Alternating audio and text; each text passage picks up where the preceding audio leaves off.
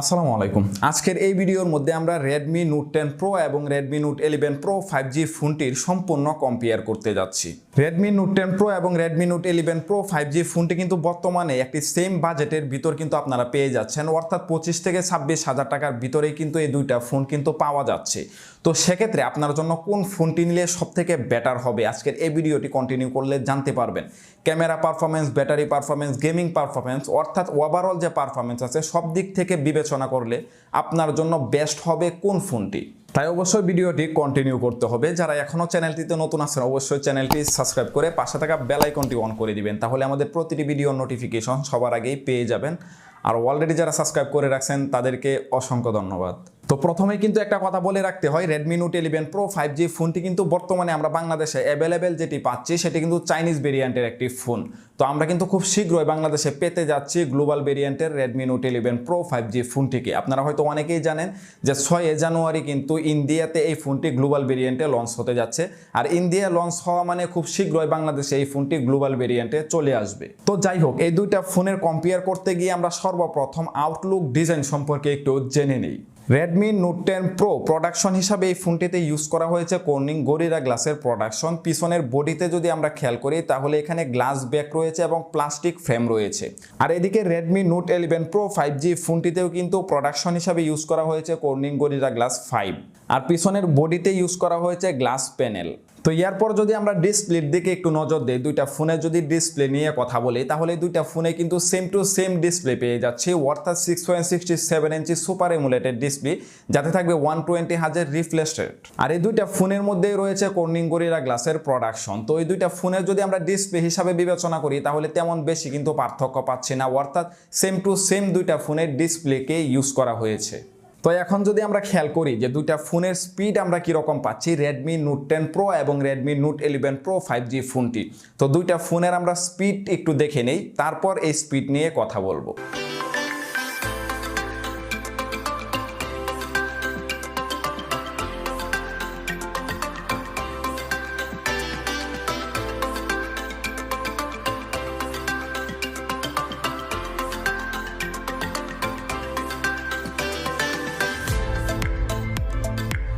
তো দুইটা স্মার্টফোনের কিন্তু স্পিড টেস্ট করতে গিয়ে আমরা দেখলাম যে Redmi Note 11 Pro 5G ফোনটি কিন্তু কিছুটা এগিয়ে আছে, কারণ অন্যান্য অ্যাপসগুলো আমরা যখন ওপেন করতেছিলাম তার মধ্যে সবথেকে বেশি স্পিড পাইছি এই দুইটা ফোনের মধ্যে Redmi Note 11 Pro 5G ফোনটিতে।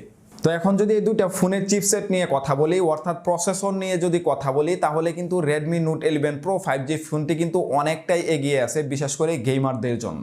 Redmi Note 10 Pro ফোনটিতে চিপসেট হিসাবে আমরা পেয়ে যাব Qualcomm Snapdragon 732G, যেটি 8 ন্যানোমিটার অক্টো কোরের একটি প্রসেসর। জিপিইউ হিসাবে থাকবে Adreno 618। আর এদিকে Redmi Note 11 Pro 5G ফোনটিতে চিপসেট হিসাবে থাকবে MediaTek Dimensity 925G, যেটি 6 ন্যানোমিটার অক্টো কোরের একটি প্রসেসর। জিপিইউ হিসাবে থাকবে Mali G68 MC4। অর্থাৎ Redmi Note 10 Pro ফোনটি কিন্তু একটি 4G ফোন। 4G ফোন হিসাবে এই ফোনটিকে ইউজ করতে পারবেন। চিপসেটের দিক থেকে বিবেচনা করলে Redmi Note 11 Pro 5G ফোনটি কিন্তু এগিয়ে থাকে অনেকটাই। আর এদিকে যদি আমরা লক্ষ্য করি Redmi Note 11 Pro 5G ফোনটিতে আমরা চিপসেট হিসাবে পেয়ে যাচ্ছি MediaTek Dimensity 925G, যেটি কিন্তু Redmi Note 10 Pro ফোনটি থেকে অনেকাংশেই কিন্তু স্পিড এবং গেমারদের জন্য বেস্ট হবে। আর আমরা জানি যে অলরেডি কিন্তু বাংলাদেশে কয়েকটি এরিয়াতে কিন্তু 5G চালু হয়ে গেছে। পরবর্তী সময়েও কিন্তু 5G ফোন হিসাবে আপনারা Redmi Note 11 Pro 5G ফোনটিকেও কিন্তু ব্যবহার করতে পারবেন।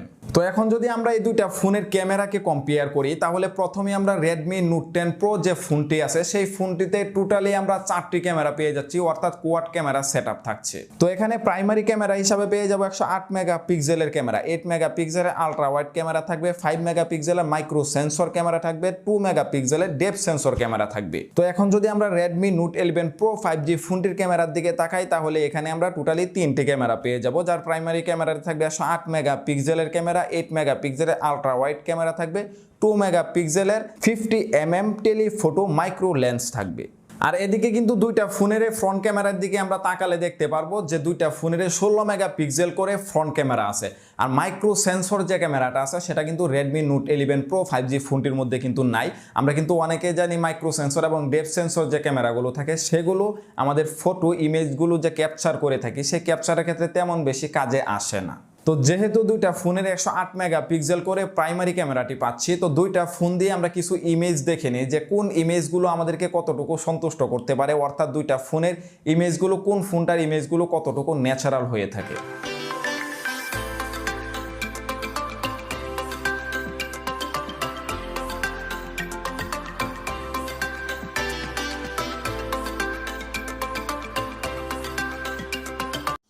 তো আমরা যদি ইমেজগুলোর প্রতি যদি লক্ষ্য করি তাহলে কিন্তু দেখতে পারবো যে Redmi Note 11 Pro 5G ফোনটি দিয়ে আমরা যে ফটোগুলো ক্যাপচার করলাম সেগুলো কিন্তু খুবই ন্যাচারাল ইমেজ। তো এখানে কিন্তু Redmi Note 10 Pro থেকেও Redmi Note 11 Pro 5G ফোনটির যে ইমেজগুলো আছে সেগুলো কিন্তু যথেষ্ট ন্যাচারাল হচ্ছে। তো আমরা ক্যামেরা কম্পেয়ার করে কিন্তু বুঝতেই পারলাম যে Redmi Note 11 Pro 5G ফোনটি কিন্তু কিছুটা হলেও এগিয়ে আছে Redmi Note 10 Pro থেকেও। তো এখন যদি দুইটা ফোনের ব্যাটারি নিয়ে কথা বলি তাহলে Redmi Note 10 Pro ফোনটিতে আমরা ব্যাটারি হিসাবে পেয়ে যাচ্ছি 5020 মিলিঅ্যাম্পের ব্যাটারি, যার সাথে থাকবে 33 ওয়াটের ফাস্ট চার্জার। আর এদিকে যদি Redmi Note 11 Pro 5G ফোনটির ব্যাটারি নিয়ে কথা বলি তাহলে এখানে আমরা পেয়ে যাচ্ছি 5160 মিলিঅ্যাম্পের ব্যাটারি, যার সাথে থাকবে 67 ওয়াটের ফাস্ট চার্জার। তো আপনারা যদি Redmi Note 10 Pro ফোনটি যদি আপনারা চার্জ করতে চান ফুল, তাহলে কিন্তু প্রায় 1.5 ঘন্টার কাছাকাছি সময় কিন্তু লেগে থাকে। আর যদি আপনারা Redmi Note 11 Pro 5G ফোনটি যদি ফুল চার্জ করতে চান এই 67 ওয়াটের চার্জারটি দিয়ে, তাহলে কিন্তু 42 থেকে 43 মিনিটের ভিতরে ফুল চার্জ করে নেওয়া সম্ভব। তো ব্যাটারি কম্পেয়ার করেও আমরা দেখতে পারলাম এই বাজেটের ভিতর Redmi Note 11 Pro 5G ফোনটি কিন্তু এগিয়ে আছে। তো এখন যদি দুইটা ফোনের র্যাম এবং স্টোরেজ নিয়ে কথা বলি তাহলে কিন্তু দুইটা ফোনের র্যাম এবং স্টোরেজ নিয়ে আলাদাভাবে বলার কোনো কিছু নেই, এখানে কম্পেয়ার করার কোনো কিছু নেই, কারণ দুইটাই কিন্তু সেম 6GB পাশাপাশি 128GB দুইটাতেই পাচ্ছি এবং একই মডেলের পাচ্ছি। তো এখানে র্যাম এবং স্টোরেজ দুইটা ফোনেরই কিন্তু সেম টু সেম। তো যাই হোক, মোটামুটি দুইটা ফোনের কম্পেয়ার কিন্তু আমরা করে ফেললাম। তো এখন যদি আমরা ফাইনাল ডিসিশনে আসি যে কোন ফোনটি আমাদের জন্য ভালো হবে, তো দুইটা ফোনের কম্পেয়ার করে কিন্তু আমরা বুঝতে পারলাম যে Redmi Note 10 Pro থেকেও Redmi Note 11 Pro 5G ফোনটি কিন্তু মোটামুটিভাবে এগিয়ে আছে এই বাজেটের ভিতর। আর হ্যাঁ, একটি কথা তো বলে রাখতেই হয়, Redmi Note 11 Pro 5G ফোনটি কিন্তু আগামী 1 থেকে 2 মাসের ভিতর কিন্তু অনেকাংশেই প্রাইসটা কমে আসবে, যেটা আমরা বর্তমানে পাচ্ছি 25 থেকে 26 হাজার টাকার ভিতর। এই ফোনটি কিন্তু আমরা পেয়ে যাব 22 থেকে 23 হাজার টাকার ভিতর, অর্থাৎ ফেব্রুয়ারি বা মার্চের দিকে কিন্তু আপনারা এই ফোনটিকে আরো কম বাজেটের ভিতর কিন্তু কিনতে পারবেন। তো সেক্ষেত্রে কিন্তু সবাংশেই Redmi Note 11 Pro 5G ফোনটি কিন্তু এগিয়ে থাকতেছে। আর গ্লোবাল ভার্সন তো অতি শীঘ্রই বাংলাদেশে আসতে যাচ্ছে। তো যারা এই ফোনটি কিনতে চান তারা কিন্তু গ্লোবাল ভেরিয়েন্টটি আসলেই যদি কিনেন তাহলে কিন্তু আপনাদের জন্য যথেষ্ট ভালো হবে। তো এই ছিল মূলত আজকের ভিডিও। যদি ভিডিওটি ভালো লাগে অবশ্যই ভিডিওতে একটি লাইক দিয়ে দিবেন এবং আপনার মূল্যবান মতামতটি অবশ্যই আমাদের কমেন্ট বক্সে জানিয়ে যাবেন। আর পরবর্তীতে আবারও দেখা হচ্ছে গুরুত্বপূর্ণ একটি ভিডিও নিয়ে। ততক্ষণ ভালো থাকবেন, সুস্থ থাকবেন, আল্লাহ হাফেজ।